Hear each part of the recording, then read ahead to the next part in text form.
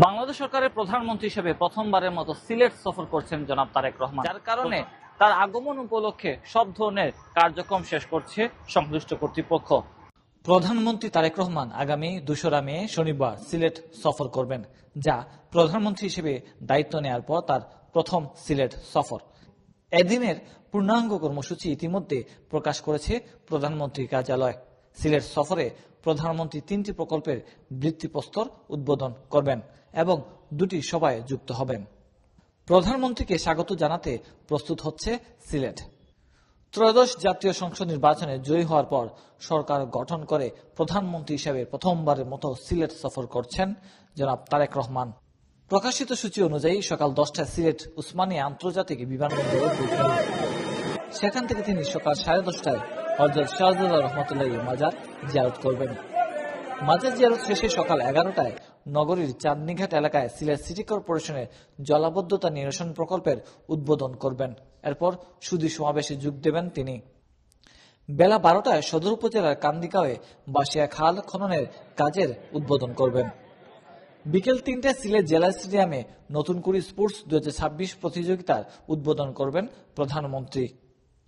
প্রধানমন্ত্রীর সফর সফল করতে কাজ করছে সিলেট সিটি কর্পোরেশন। এটি হচ্ছে ওনার সরকার প্রধান হয়ে দায়িত্ব নেওয়ার পর প্রথম সফর। এই সফরকে স্মরণীয় করে রাখতে আমরা সিলেটবাসী অধীর আগ্রহ অপেক্ষা করছি। পাশাপাশি আমাদের দলের নেতাকর্মীরাও উচ্ছ্বসিত যে প্রধানমন্ত্রী হওয়ার পরে তার আগমনটুকু। আপনারা জানেন যে সিলেটের মানুষ অতিথিপরায়ণ এবং তিনি আমাদের পরম আত্মীয়। এই হিসাবেও তো বাড়তি উনার আগমনটাকে আমাদের মধ্যে উচ্ছ্বাস। উন্নয়ন কার্যক্রমের ভিত্তিপ্রস্তর উদ্বোধন শেষে বিকেল 5টায় সিলেট জেলা শিল্পকলা একাডেমিতে দলীয় সভায় অংশ নেবেন প্রধানমন্ত্রী। বিএনপি নেতাকর্মীরা জানান, প্রধানমন্ত্রীর সফর সিলেটবাসীর জন্য বড় পাওয়া। দলের নেতাকর্মীরা রাষ্ট্রপ্রধানের জন্য অধীর আগ্রহে অপেক্ষা করছে। প্রধানমন্ত্রী হওয়ার পরে এটি ওনার প্রথম সফর। আমরা সিলেটবাসীর পক্ষ থেকে ওনাকে ধন্যবাদ জানাচ্ছি, কৃতজ্ঞতা জানাচ্ছি। আমরা আনন্দিত, আমরা উজ্জীবিত, আমরা উৎফুল্ল এই কারণে যে মাননীয় প্রধানমন্ত্রী নতুন করে 2026 উদ্বোধনের জন্য এই পবিত্র ভূমি সিলেটকে বেছে নিয়েছেন। এই জন্য ওনার প্রতি আমাদের কৃতজ্ঞতার কোনো শেষ নেই।